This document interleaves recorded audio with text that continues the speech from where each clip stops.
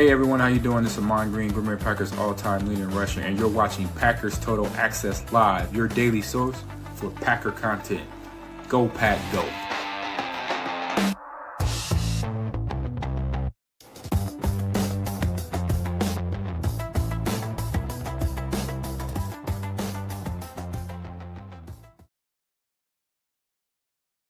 What's up, guys? Welcome into Packers Total Access. My name is Clayton. You can check us out on packernet.com. Find me on Twitter at Packers_access. Join alongside Tim in Green Bay. We got Emilio in Tennessee here to talk Packers, Bears, and more specifically, we're going to dive into this evening the Bears offense versus the Packers defense. We'll give you a full PFF preview, show you where their strengths are, maybe a weakness or two, as well as the Packers defense along the way. So that's what we're going to kind of dive into. This is the last segment we have until we get to the Packers-Bears matchup there on Sunday afternoon. Tomorrow we'll find some other stuff to get into for sure. I'm sure we'll deep dive a couple other areas of the game, but this is the final installment of the PFF preview in terms of the grades, their defense or their offense against our defense. So that's what we got on tap tonight. If you guys would, before we get into it, do that YouTube stuff, hit like, hit subscribe. If this is your first time tuning into PTA, welcome. Thank you for making us a part of your evening. We're not experts. We're not insiders. We're not media members. We're fans just like you talking Packers on the daily. So if you look for that type of content, make sure you hit subscribe and click that bell icon so you're notified when we go live here in the future. Gents, how we doing this evening? How we doing? Great. It's a beautiful Friday, man. We're here to talk some ball.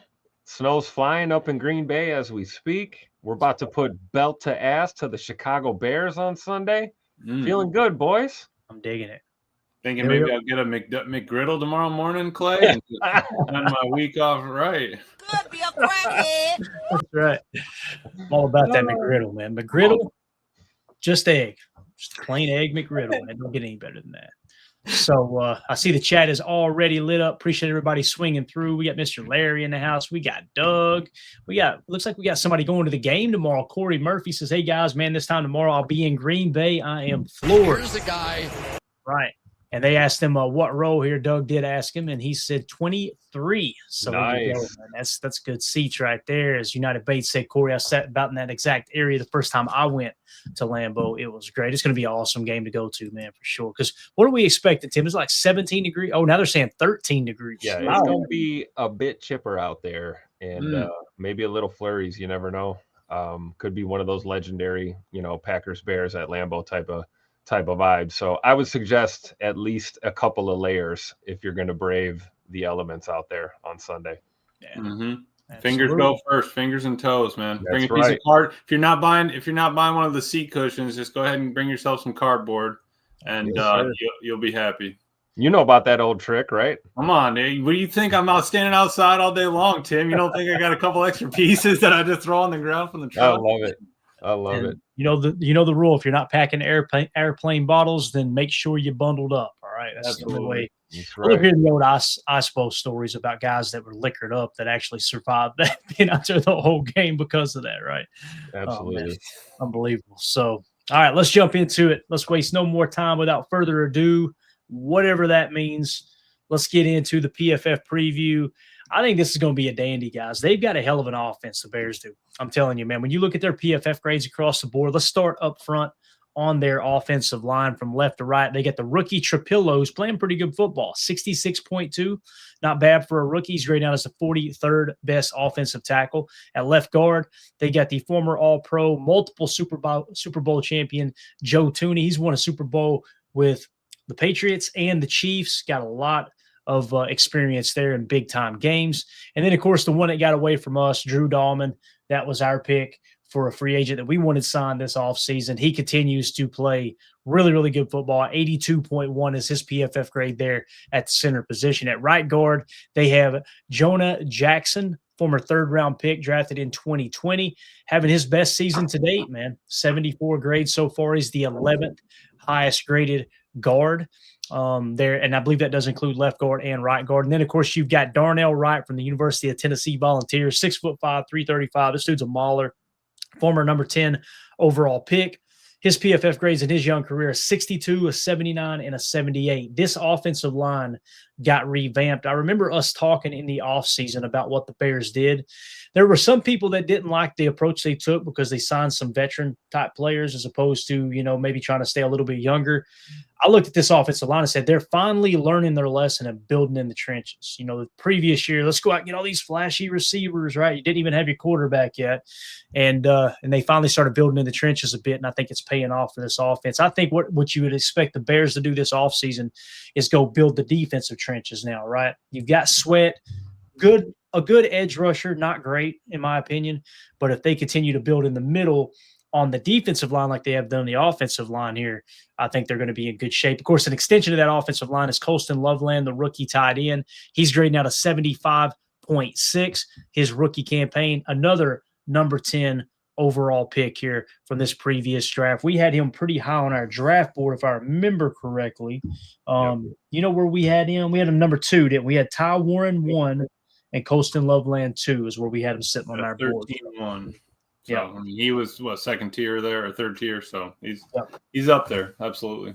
Yeah, definitely. So again, man, you got to tip your cap to the Chicago Bears and how they built this roster. I think they've done a hell of a job building in the trenches there on offense. What's your all's take, with their offensive line? Because to me, the weak link does look like Trapillo. He's got the least amount of experience, right? He's a guy who's grading out the worst, albeit a still solid grade for a rookie player, like we always talk about, grading out in the 60s in your rookie campaign. I would be looking to get Gary and Parsons lined up over him as much as possible. Now, you're probably going to want to kick Parsons inside from time to time, like we've been using him with the Joker 1. So if you go that route with playing him at the Joker, every time you do that, I'd love to see Rashawn Gary line up over Trapillo, if that makes sense. But what's your all's take on their offensive line here?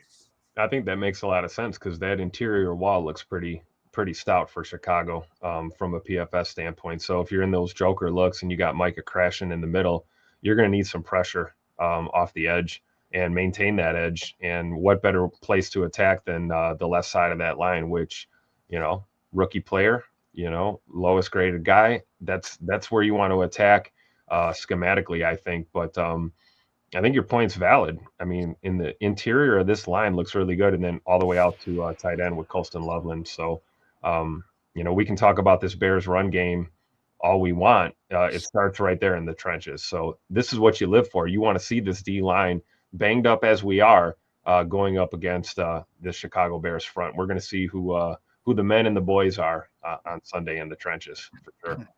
Absolutely. And Ozzie Trapillo, we had him at 72 flat. He was a Senior Bowl captain, and I'm pretty sure he's a wrestler as well. So that's a good pickup for him. He is a couple spots ahead of Anthony Belton, who we had at about 106.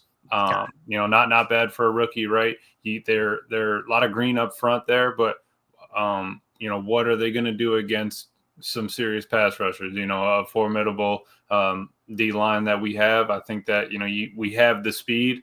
I think they kind of handle power a little bit better. So maybe Micah has a day. I think Hafley's got to scheme some things up, and you just can't let Caleb slip away. I mean, if you keep the run game in check, we'll be all right. I think you can start to clasp down on Caleb after that. Yeah, definitely. And with Trapillo, he met the Packers' athletic threshold. He was a captain and a Senior Bowl participant as well. So he kind of checked a lot of the boxes, although he wasn't lit up in green for us or even gold, right? But again, grading well into the 60s, like you said, as a rookie, Yeah, definitely. So it's going to be interesting to see how that offensive line holds up. I know we got a couple comments in here in the chat. As Chris the Casual says, Darnell Wright struggles with speed rushers, i.e. number 1. So maybe you do like that matchup of putting power on Trapillo with Rashawn Gary and then putting Micah Parsons, your speed rusher, out there on Wright and kind of test that a little bit. So that's a great nugget there. Appreciate that information, Chris. And then as Kyle Andretti says in the chat, their weakness in the O-line is their tackles. I would agree with that. Yeah, I would agree with that totally. Now, here's the cool thing. If you try to line up in the A gap, your nose tackle, and then a 3 technique on Micah's side, you can accomplish 2 things. You can make sure that their guard, one of their guards is going to be one-on-one with our 3 tech. And with the 1 tech, you can play a little touch spy. that might be able to help neutralize Dahlman in the pass blocking scheme, right? You can kind of occupy that A gap and occupy both of those blockers in Tooney and Dahlman. And what that essentially does is it puts Trapillo on an island, we put Jackson on an island, and we put Wright on an island. And you really like your chances of at least one of those three guys winning their battle there. So at least consistently. So, all right, so when we look at our defensive line, this is from the nickel set. Keep in mind, guys, this is their 11 personnel, and this is our nickel. So I don't know why PFF has Sorrell lined up as the other defensive line. I know why they do Parsons like this, because when you look at how he rushes, he does rush inside quite a bit. So when we go to our nickel set, PFF is identifying that what we call Joker 1, that 3-3-5 look. So they like to put Parsons in the A gap. If that's the case, you got Rashawn Gary at a 68.2 on the outside, along with Enigbari with a 64.3. Micah Parsons, 91.9, just continuing to dominate. They've got Baron Sorrell as the other interior defensive tackle. That's just silly. I think it's going to be Colby Wooden and Warren Brinson. It's kind of what I'm expecting there on the inside. So if I switch it real quick to base, you can see Wooden is a 60.5, Brinson is a 50.8. Although I would remind everybody, Warren Brinson, his quarterback pressure percentage, according to NFL Pro, Next Gen Stats, GPS tracking, Brinson has a quarterback pressure percentage of 13.5%. That is the best among all of our defensive tackles, including Devontae Wyatt, who were somewhere around 8%, a little like 7.5, 7.8, something like that. So again, it's going to be Wooden and Brinson, I think, rotating. If you do go to that nickel 3-3-5 look, and with obviously Michael Parsons playing that Joker 1, but I think it'll look more like this on the front. Gary on one side, Parsons on the other, Brinson in the 3-tech, Wooden in the nose, if that makes sense, the 1-tech. So does that kind of make sense to you guys? Yeah, I think when you look at this matchup, it does. I would expect a heavier dose of Warren Brinson in this game than we've maybe seen the past few weeks. And I'm looking forward to it. This is what I talk about, right? You know, you got a hell of an O-line. You know, as Emilio would say, they built the wall there in Chicago. And, you know, you want to see what these guys have, man. And I think Warren Brinson is cut from that cloth. I think he's going to execute. I would anticipate to see him well north of that 35-40 snap margin in this game, hopefully. And, you know, the general, what can you say about Colby Wooden? Probably playing his best football since his time began here in Green Bay. Having a great year so far for him. Tim, and for him, I'm hoping he has a breakout, honestly. I'm hoping he has a game where they start to, you know, notice him, because, you know, we slept on him just a little bit, and I'm sorry for it, Kobe, because I hope you tear it up, man. We need somebody on the inside. We really do. And the fact that he can flip, you know, he can play 1, he can play 3, and just sort of add to that game now that Wyatt's out, you know, next man up mentality, he's got to step up and make those plays. I was just poking through some of their offensive grades per game, and it seems like their O-line, at least 2 or 3 of them are in the top 5. It seems most of their games. So we basically need the Bears to have kind of a game like we had against the Browns. Like we just need that offensive line to just disintegrate is what needs to happen. Yeah. And you have to chip away sometimes, right? Yeah. Sometimes it takes you all day long, and then you finally chip, and you're getting home right on time. Yeah. Drew D says, would Hopper be Mike instead? I have not seen him play Mike much, if any at all. What we're noticing with him is when you play your underfront, he's the Sam on the line of scrimmage. At least he has been up to this point. So what's the film showing? Now, again, you can get really caught up in who's the Mike, who's the Will, who's the Sam. It all comes down to individual matchups on a weekly basis. That may completely change against the Bears. Those guys have to be very interchangeable, although McDuffie has been wearing the green dot. Right. And the majority of the time, what we're noticing is Cooper in the center of the defense, which would technically be the Mike, although McDuffie is wearing the green dot, and they'll typically refer to the green dot as the Mike. But again, I've always been taught the Mike, if you've got 3 linebackers, the strong side of the formation is the Sam, the weak side is the Will, the guy in the middle is the Mike. And in most cases, in that nickel 3-3-5 Joker 1, technically Micah is the Mike, but he's obviously rushing the quarterback. So I think we've seen 1 or 2 snaps where he done a fire zone blitz, like they did a fire zone blitz where he faked the rush and dropped back, right? And obviously you don't want to do that very often with how effective Mike is at rushing the quarterback. So yeah, hopefully that answered your question there. I think I see him more as a Sam than a Mike. Now, in an ideal situation, maybe he is better suited to be a mock, right? But as Doug points out, Quay is back this week. It sounds like he's going to play. Yep. All systems are a go there. So now you got to make the tough decision, man. Do you pull McDuffie off the field when he's playing? I mean, we talked about the run stop rate. He's got a significantly higher run stop rate than Quay Walker does. His PFF grade is through the roof with an 80. He's the 8th highest graded linebacker right now. Quay, of course, PFF has never liked Quay. You can take that however you want. Right. But when you do compare the PFF grade to the run stops, the hustle stops, and the passer rating when targeted, McDuffie is having a significantly better year than Quay Walker up to this point. Now, that could change. McDuffie could be cheeks the rest of the year, and Quay could take that next step now that he's healthy and just blow up, right? So I think it's going to be interesting. I want to get your all's take on that. When it comes to this linebacking core, how do you think they're going to do it? Do you think they're just going to throw Quay right back out there, put the green dot on him, and he's just going to start? Or do you think it would be there's a chance that maybe they let McDuffie wear the green dot and they rotate Quay in at that Sam spot where Hopper's been filling in? That's kind of the trick, right? You can only have one green dot on the field at the same time. So unless we've got removable stickers or an extra helmet and we can get them both on the field at the same time and, one's wearing a green dot, the other isn't.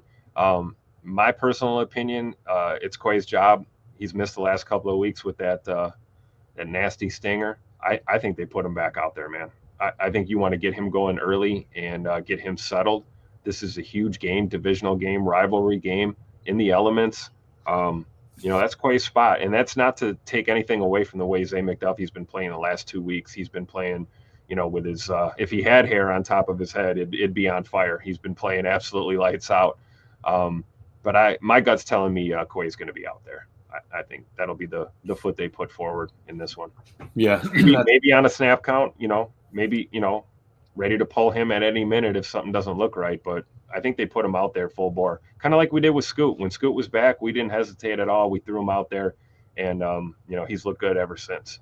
Right, and I think you're right, Tim. Yeah, if we have to, McDuffie get him a non-dotted helmet and bring him out there for the Sam. It's not like we have to take him off of our Sam packages if Quay starts. But I'm with you there. I think that you just go back and put Quay out there. He doesn't need to learn the defense again. He doesn't. He didn't miss anything. He was there, I'm sure, learning everything. And you listen to Marshawn Lloyd. He took tests. He was still in all the meetings. He was still taking the Saturday tests. All that stuff is still happening every week. So it's not like Quay's behind. And right. You've heard Hav talk about how he can already finish the sentences, and we're lucky though. Hafley did say, hey, they lost comms at 16 or whatever, and Hafley was saying in the box, hey, slide the line to the right, and as he was saying it, McDuffie already did it on the field, without even that communication. So he knows what he's doing out there.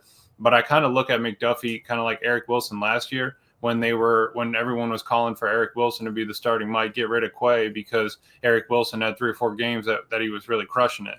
And that's not a dig at McDuffie. I'm just saying I think we need to stick with, who was obviously there to start with at the beginning of the season. Let Quay go back, do his thing, bring McDuffie in at Sam, let McDuffie go back out there, on 80% of the special team snaps and get your captain back out there.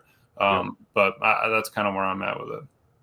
If it were me, I would leave McDuffie out there, play the hot hand, and ease Quay back in to the rotation because he's coming off injury.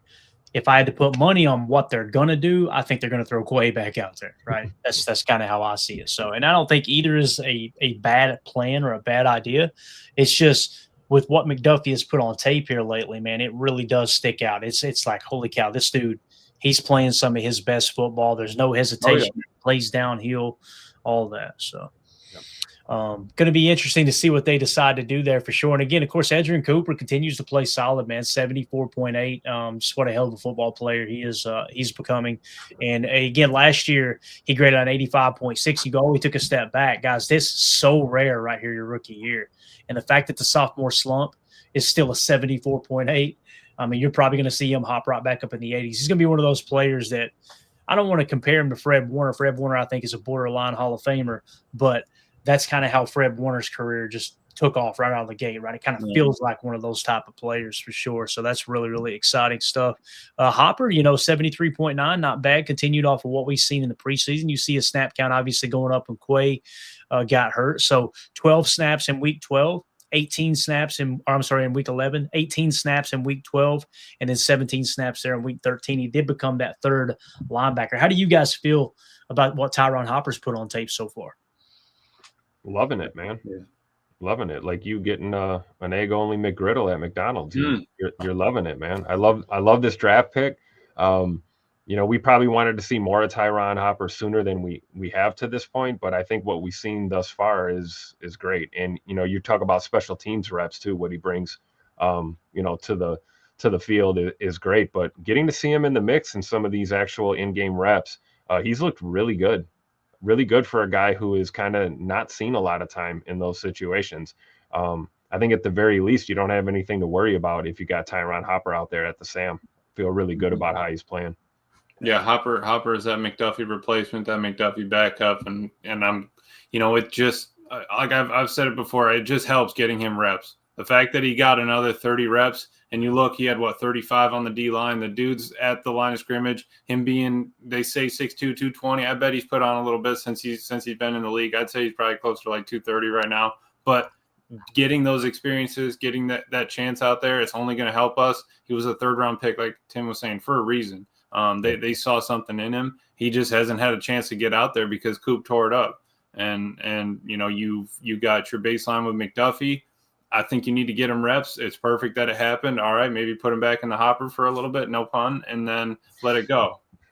Yeah, and it is interesting. Like we said, we said he's mostly lined up as a Sam and kind of on the line of scrimmage when you're playing that under front. D-line, like you said, Emilio, 35 snaps on the D-line. That's that Sam position we're talking about, right? It's almost like you're playing edge, essentially, with a wide 9 look. In the box and in the slot, 20 snaps. So obviously that's him playing stack backer. Would comprise of both of those snaps. But I love that he has that. He has that speed while being on the D line. You know what I mean? Like he has that flexibility, and you rely on him as a backer. Okay, he's learning all stack backer, but basically, dude's playing edge in a 3-4 kind of thing. Yeah, definitely.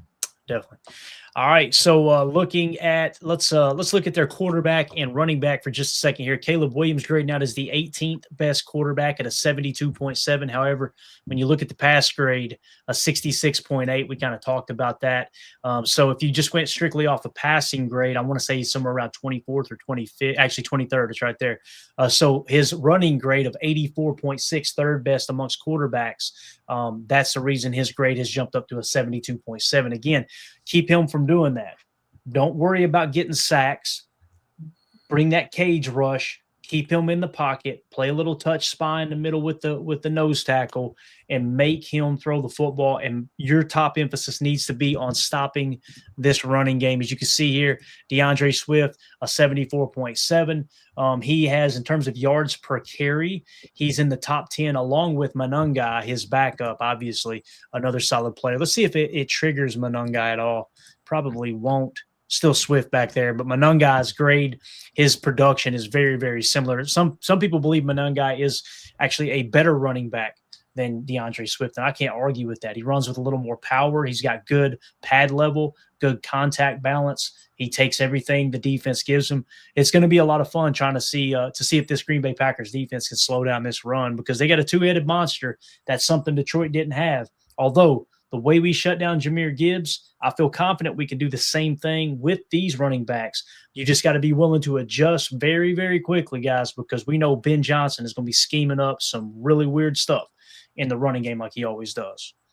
Yeah, absolutely. And I was just talking about the running backs. That last game against Philly, DeAndre Swift was their best rated offensive player at 87.5, 46 total snaps. Manungai had 39 snaps with a 75.6. There was the top 2 best graded players were their running backs at a tandem. Seems like they're running them at least 25, 30 snaps a game, both of them. So you have to be ready for both. It's not like you can pick and choose.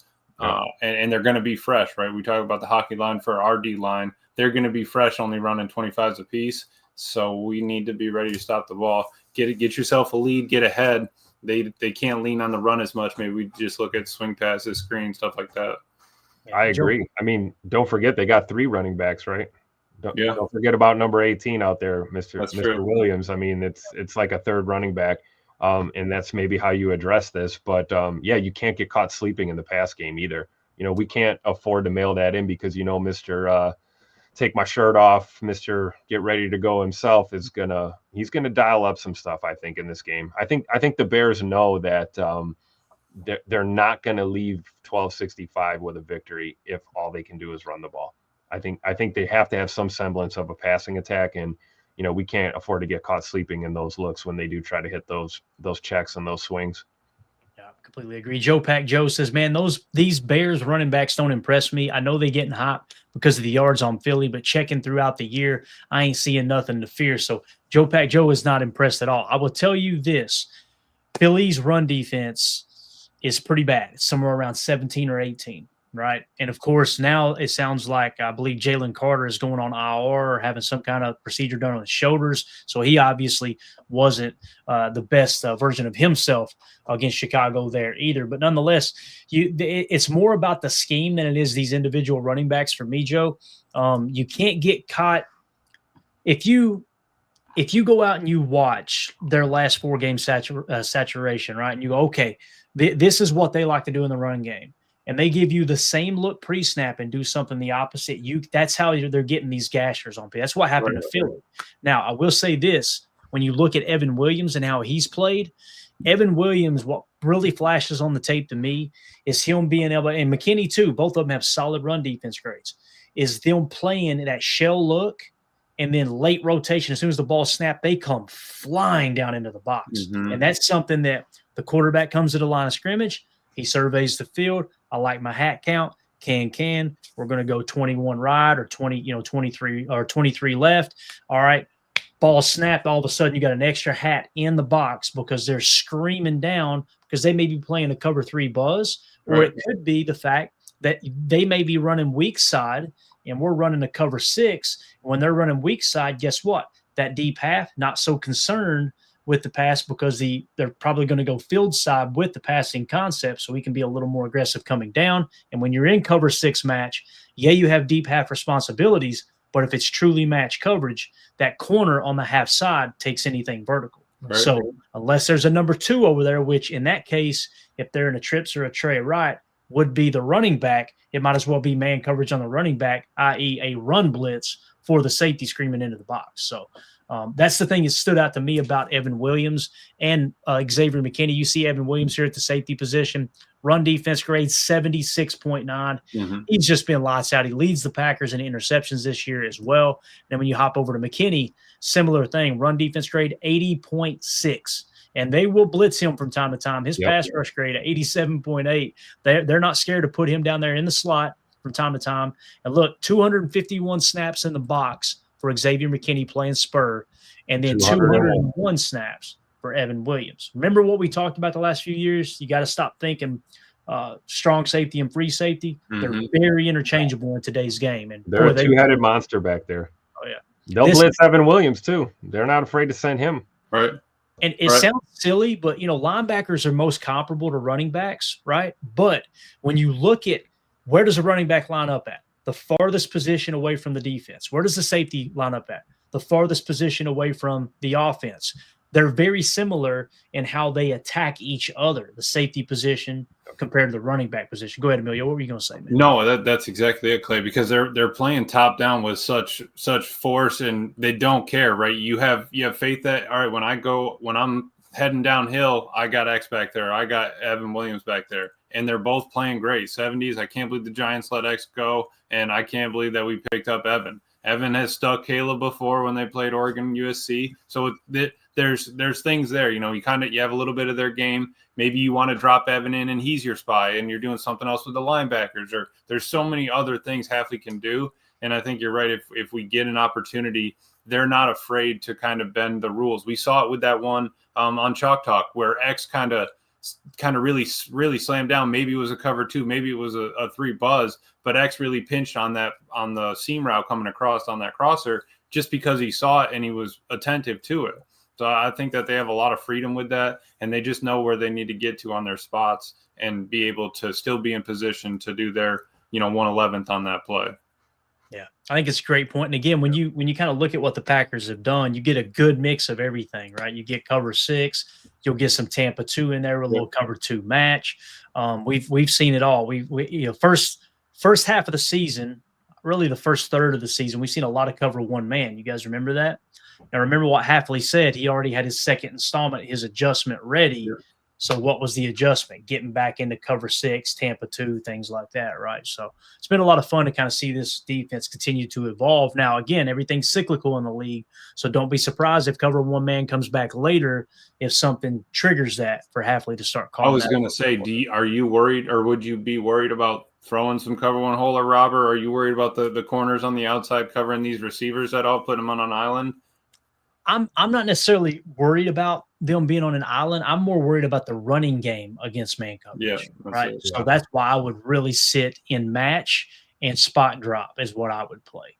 What I would do if I were them is I would continue doing what you do well, show and shell, a late rotation to get those guys in there to get an advantage on the hat count, or at least match the hat count. Right. Get Caleb to check into run plays that he thinks, oh, we've got them licked here. Because again, you ran on Philly. Guess what Philly runs? Fangio's scheme. Guess what Fangio's scheme is? Quarters.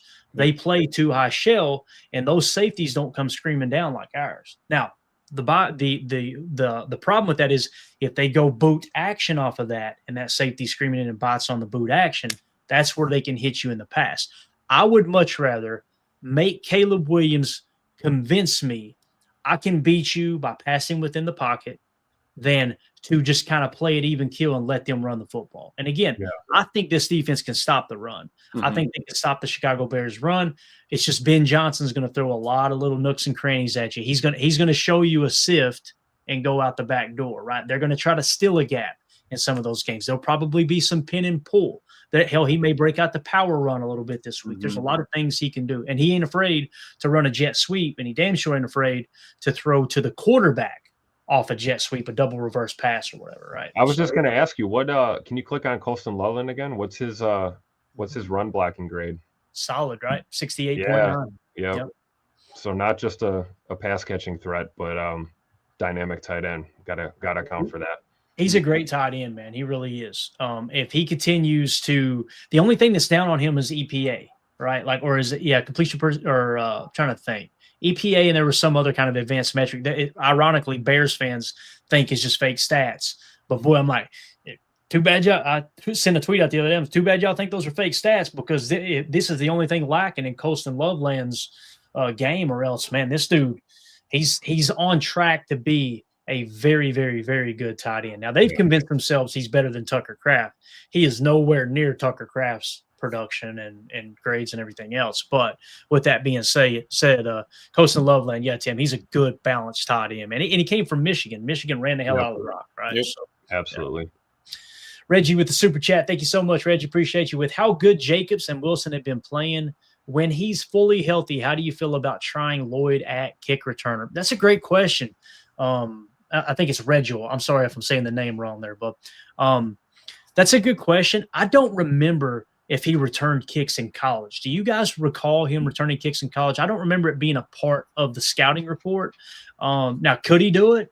Possibly, because the new kick return rules are set up really more for a running back than a speed demon kick returner, like a traditional kick returner. But how do you guys feel about that? Because me, on the surface, I personally don't like it, because Lloyd, it's just another way for Lloyd to get hurt, right? And I think that you've got to protect him from himself. It's not like he's playing soft out there. It's not like he's a soft football. If anything, he's just going 110 miles per hour, right, all the time, every snap.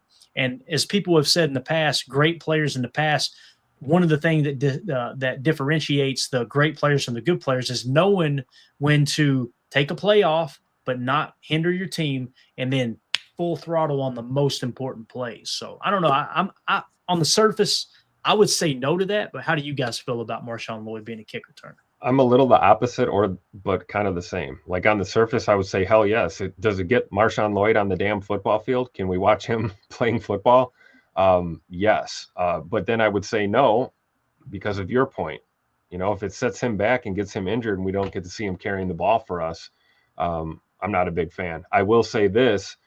There is some validity to the thought, because this will be the second week in a row without Savion Williams.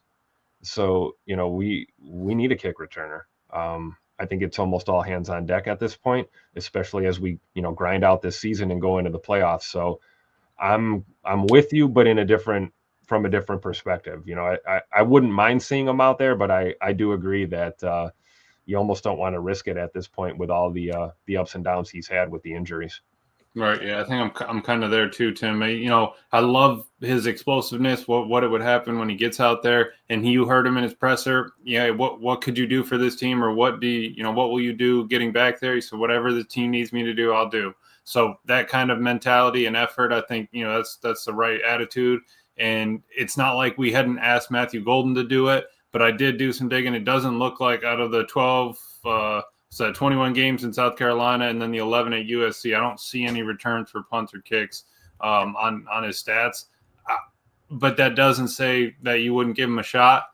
But because they also were asking, I think Steno or somebody, or maybe it was Rich, about putting Jaden Reed back out there. You know, when he gets back, is he going to be out there? Lord have mercy, please no. So if it's one or the other, Marshawn Lloyd, you're our new kick returner, my man. I got the 95 speed. I'm taking that thing to the house every time. Hey, I just got one word. Actually, it's two words. It's the first and the last name that just popped into my head. Will Shepherd. That's all I got to say. Do they still have him though, Tim? I thought did they cut him? I think they cut him already. I had another one. He's not on the cheese curds and my stomach hurt all the time, but I do eat them though. Yeah, Bo's another option too. But right. Shepard's not on the. They didn't re-sign him to the squad. I may have dreamed it. You guys double check that for us in the chat. Gotta verify. Where's Jamie Bates? Yeah, in the chat to help us? I may have dreamed it, but I think I seen the other day. Damn, Will's already gone. It reminded me of Wesley Snipes in Major League when he said, "Damn, I'm good already." So, well, if that's true, then he's probably signed somewhere else. I would anticipate he got snatched up pretty quick. Mm-hmm. Yeah.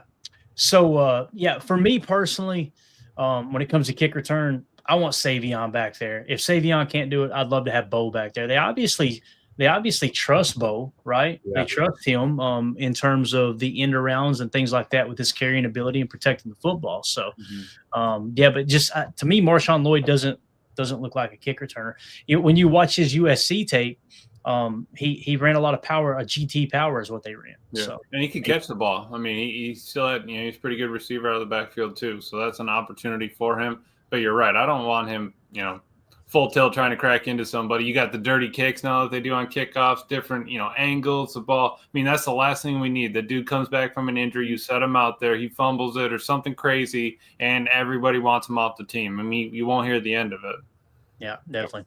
And as Dave Fish said here, so I was right. They did cut Will Shepherd, so they had to cut him, and then they signed him back on the practice squad. So he is on the practice squad. Okay. So that is something you could call him up, Tim, right, and activate him. That might be the plan with Savion out. Who knows? So they also got the big boy there, though, the extra defensive tackle, right, that they signed Jordan Riley. So I think he'll stay active this week. They'll probably try to use, have him as a backup plan in the trenches, I would imagine.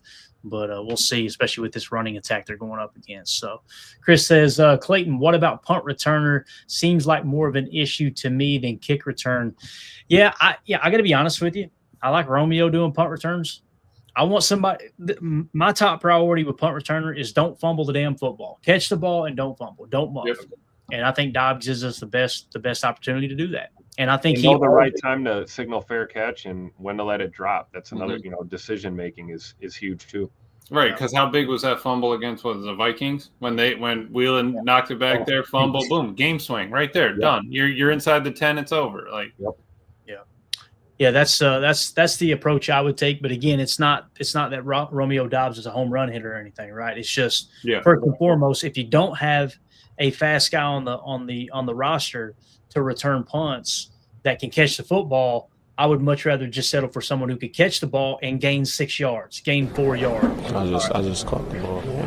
Exactly right. That's all that matters to me. So that's kind of how. And he doesn't need to be blazing fast as a punt returner, right, Clay? Everyone's sprinting down to you. You make a couple side steps, you can get yourself 12 yards, no problem. As Bates says here, I like Dobbs back there just to secure it. I think it's been 11 years since we had a punt return for a touchdown, but most in that time. Amen. That's perfectly said, Bates. Yeah. Perfectly said. Spot on. Yeah. So Amelia, you kind of asked about us covering these receivers. We kind of skipped over it there. That's my fault. So Luther Burden is grading out as their best receiver at a 73.2, although DJ Moore has the best stats right now. They've got Zacchaeus in the slot at 59.5, so he's not grading out very good. Now you guys are going, where's Rome Odunze? If you guys didn't hear the news, we did a breaking news episode earlier. Rome Odunze is out for this game. He's their leading wide receiver. He average yards per catch, the whole 9 yards, PFF grade, everything. He is their best receiver this year. He is out. So that tells me they're probably going to press a little more into 12 personnel, I would imagine. But if they do decide to go with this 11 personnel right here, you're going to hear DJ Moore is going to get his. Yeah. But again, it's going to take Caleb Williams checking the ball down constantly. I would make Caleb beat you over the top. And once that happens, then you can adjust. But until then, stop the run and make Caleb stand in that pocket, knowing that Micah Parsons is coming after you. That would be the game plan for me. A lot of cover 6, a lot of cover 3 match, a little Tampa 2 look. The invert 2, I could see Caleb throwing a pick on invert 2 just like that, because, again, he's not the best at reading defenses for sure. But that's kind of how their receivers sit. Our corners matched up against them, if we go back to nickel, is Carrington Valentine is a 67.0. You've got Keyshawn Nixon, a 65.8, and Javon Bullard is a 67.9. Of our starting corners, it's Bull. However, Bullard did not practice all week, and Matt's saying it's going to be a game-time decision. So there's a chance that Bullard comes out and Hobbs goes in at the slot. Now, I ain't worried about Nate Hobbs handling what's his name? Yes, yeah. Yeah, I ain't worried about Nate Hobbs in the slot. I think we're good. That's what Nate Hobbs is built for, is the slot too, right? Yep. So I think I think if he's fully healthy, if Hobbs is fully healthy and he plays the slot, people are going to come away going, okay, that's why we signed him, as opposed to. And again, he plays physical. His run defense has been good this year. That'll help with those run fits, especially if they try to run out of 11 personnel, where they have a better rushing EPA than out of 12 personnel. Now, if they do go to 12 personnel, this is what that looks like. Their other tight end is Cole Kmet, 65.1. So they've got a solid tight end tandem. You can see Cole Kmet, uglier than sin, but he is graded out pretty darn well throughout his career here, right? 57, 63, 67, 73, 60, 65. That's pretty consistent, especially for your backup tight end now that Colson Loveland's taken over. He's 60. Snaps by position, Clay. One there at quarterback. So we either got a little sneak or you get a little, throwback pass, just something you got to keep an eye on. And that's where you've got 60 snaps in the game, 40, 60 snaps. You're playing defense each time, and you're always trying to remind yourself, keep an eye out for like a trick, keep an eye out for a reverse here. And there's just so many different things throughout the game you got to, keep your eyes focused on. I think Hafley's got to have a real good game here, Colin. Yeah. And Reggio says, thanks for answering, fellas. I figured why not toss the idea out there about Lloyd? And they may see it that way, Reggio. Thank you for the super chat, but we're not saying that's a bad idea or it's stupid or the coaches would never do it. That might be the plan, right? Just based off what I've seen, I think I would stick with Romeo on punt returns, Savion when he's healthy on kick returns, and maybe just continue with Bo Melton. Because didn't Bo Melton get a couple kick returns? Am I thinking right, guys? I want to say he's been turning. Yeah, yep. Okay. Yeah, I think they trust Bo pretty much anywhere on the field. Right. Like other than QB or, kicking or something. I think they're comfortable with him just anywhere he's needed, really. Right. Because Rich was talking about, I think it was when Savion was out or when Savion was in, they wanted to go to a 10 blocker scheme up front on the kick return. So they kind of brought Bo out of that. Then you go back up to the 10 up front. When they were kind of both back there, they were on a 9 block scheme. So there's just he said that's kind of just going to be interchangeable the rest of the year, flipping back and forth. And that's just another part of the game. You got to be ready for the dirty kicks. How many are returning back there? How many we got blocking? And where can we get up on one? Let's not forget, last time the Bears came to Lambeau, they got us with the okie doke too. Yeah, that's right. That's right. The fake. So, yep. We need special teams to be on point on Sunday. Yeah, definitely. The size of these chats are driving me crazy. I don't know why. I don't even know. I don't think there's a way to change it either, which is crazy to think about. But anyway, Emilio's just hanging up like an elf on the shelf right now. Look at my guy. Joe Pack Joe says, did y'all see the Dan Orlovsky clip where everyone was excited about the Caleb throw to commit? And he goes, Jordan Love does that multiple times a game. Man, they death stared that man, speaking facts. It is funny how they'll take just a throw or two of Caleb Williams and act like he's doing that all year long, and it's just not the case, right? Jordan Love does it every single week. He makes those throws, and his adjusted completion percentage is still like top 5 in the league, right? So Caleb, obviously, I think he was 44th in the league, 43rd or 44th in adjusted completion percentage. So, yeah, it doesn't surprise me one bit there, Joe. Doesn't surprise me one bit. There's something I know what it is. We've talked about it time and time again.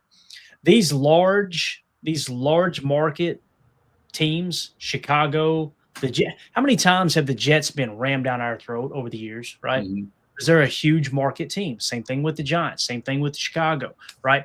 That's those teams. They will cater to those big market teams. They know the amount of viewers that are tuning into their show because there's more people in those big cities. That's why they cater to it. And again, let them do their thing. It's cool.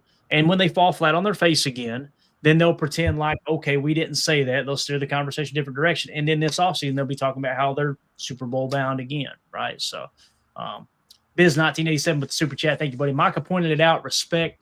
We might be the first team to not underestimate this Bears team. This is playoff football. Amen.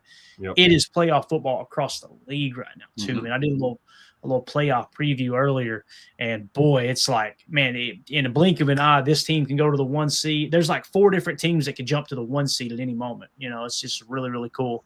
This time of the year is absolutely awesome. So what were you laughing about, Emilio? You getting in trouble in the chat? Chat's out of hand. Unbelievable.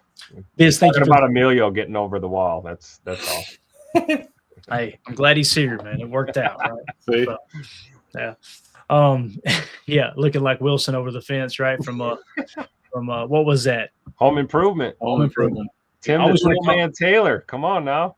I always want to call it Tool Time. I'm like, no, that was the show, right? That was the show on the show. Yeah.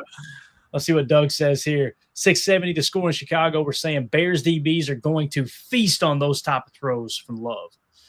They have zero awareness of teams outside of the Bears. Do they not watch tape? Do they all run on ROM? What's the ROM mean there?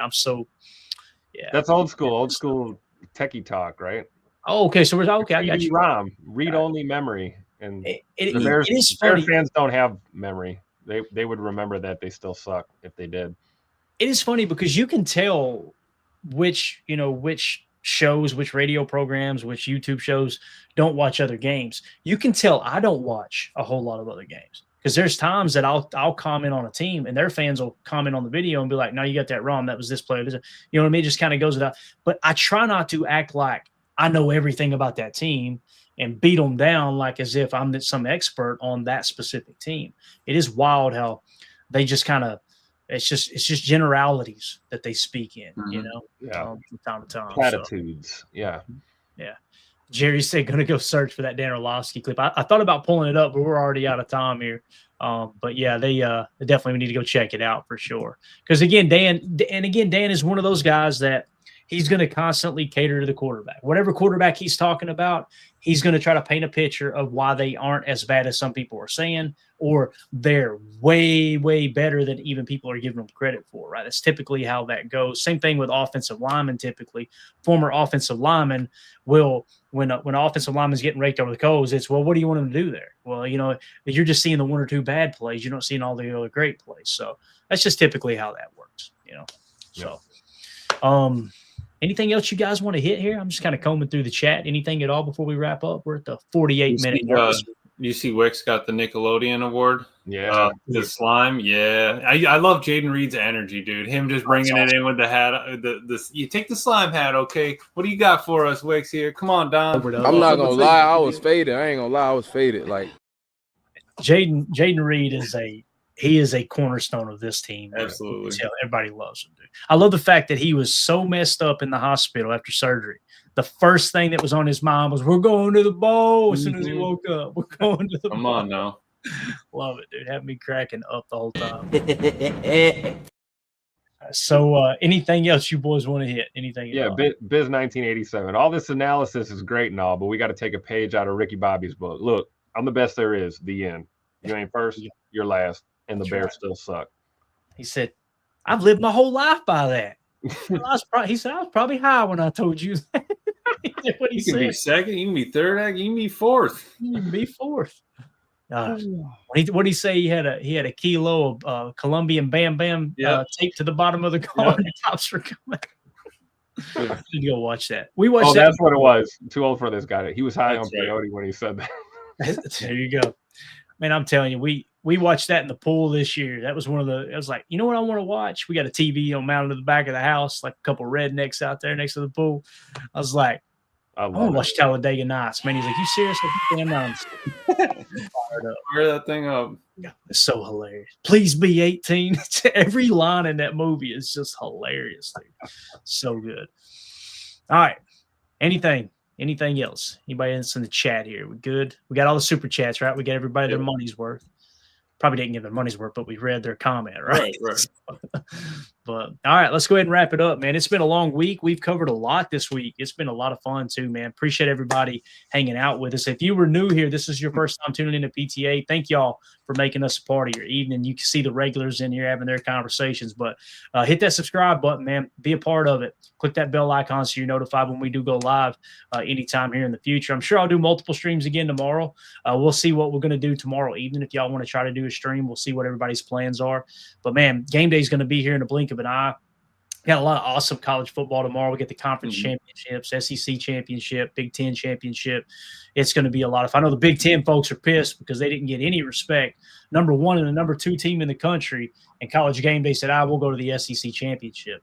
But that kind of blew me away. I ain't gonna lie, man. I expected them to go to the Big Ten championship for College Game Day. However, we know ESPN is on. College Game Day is owned by ESPN, and ESPN is the SEC, flagship, I guess you could say. The SEC network is owned by ESPN. So me and Emilio can talk crap about the SEC because we're down here in it, right? Yep. It's funny. Down in the trenches. Any Big Ten fans up north, and they talk about the SEC, boy, everybody bucks up down here. Like, who the hell you think you are?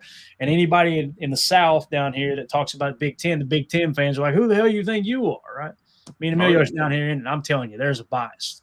These people think they created football. And, it's funny. I like ticking them off every now and again, man. Oh, yeah. The radio calls are the best.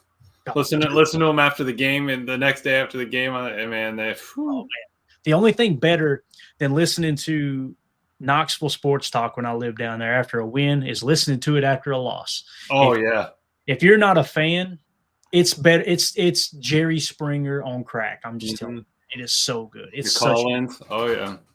And of course the Paul Feinbaum show. I don't know if you guys ever watch it. My God, it is. I'm telling you, it's every redneck from Arkansas, Alabama, all throughout the South just calling in and complaining about their team and each other. It is so good, man. But anyway, I can't believe college football season's already over, essentially. I know. That went by so fast, man. So fast. And we're going to blink and be talking about the draft. That's going to happen. So you got to kind of slow everything down and embrace it while it's here for sure. So, and I do want to say thanks to everybody that's tuned in this season, man. This has been a lot of fun. We still got a lot of football left, but the good thing about this channel too is this don't end when the season ends. Right. We still do daily shows. We're still, as soon as the season wraps up, we're going to start diving into, all right, what are the upcoming free agents look like, right? What's the next date on the calendar? We'll start to put our draft board together and create that, get right into draft season. And then next thing you know, we're talking about training camps. So it's just all year long. So if you guys want to be a part of it, you want to support what we do here, feel free to join our Patreon community, patreon.com/Packer Fan Total Access. It's a lot of fun over there with those guys and gals as well. So we're good, boys. Anything else?